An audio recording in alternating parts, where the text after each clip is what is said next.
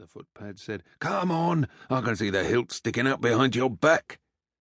The dagger joined its mate on the grass. "Get on with it!" Mal hefted his purse for a moment, then tossed to the footpad in a high arc. The fool went to catch it with his free hand and looked straight up into the sun. Sandy stepped aside and Mal ducked forward, snatching up the rapier and lunging in a single fluid movement that ended with the point of his blade pressing into the tender flesh under the man's chin. "Once you pull the trigger," Mal said, "it'll take at least 2 heartbeats for the powder to ignite and the gun to fire. How many do you think it'll take for me to open your veins?" The footpad's throat worked as he weighed the relative consequences of speaking and staying silent. After a moment he lowered the pistol. "Drop it on the ground," Mal told him. "Carefully." He did so, never taking his eyes off Mal. Sandy stepped behind him and took the man's head in both hands. The footpad whimpered and squirmed in Sandy's grasp, and his eyes rolled back in his skull.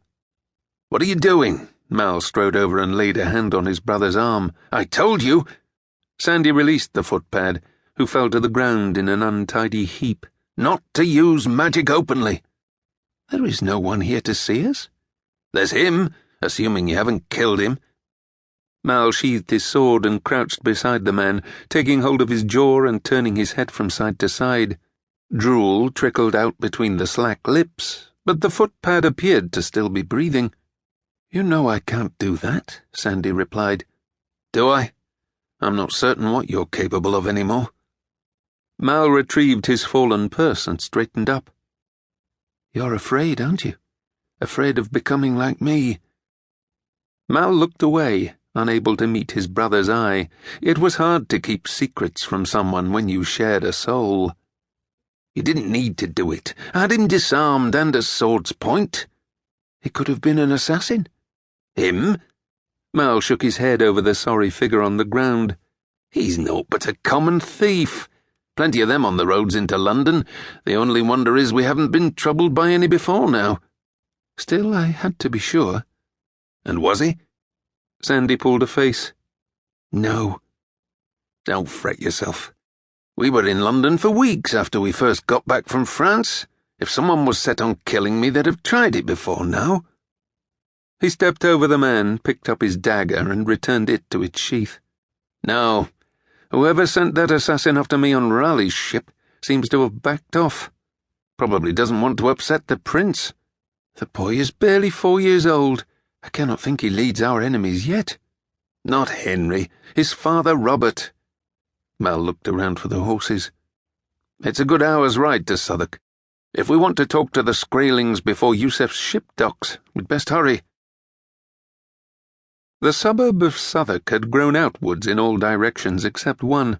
On its eastern edge the boundary was still the stream just past Morgan's Lane, crossed by a wooden bridge.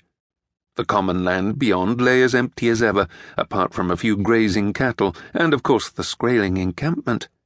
Evidently no one was so desperate for land that they wanted to build within a stone's throw of the aliens.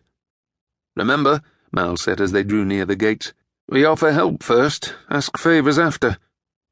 He dismounted and stepped onto the near end of the bridge across the moat surrounding the camp.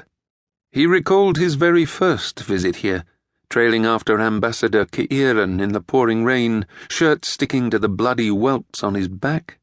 The fact that he had been the first human to set foot inside the compound had been lost on him at the time. He wondered if others had been admitted since then, though he knew of none for certain, apart from himself and Sandy. The Skraelings kept to themselves, even more so now they knew that traitors within their own people had infiltrated the English aristocracy in the past and might try to do so again. "Sir Malaverne Catlyn and Alexander Catlyn, to see Outspeaker Ajahn," he said to the guard.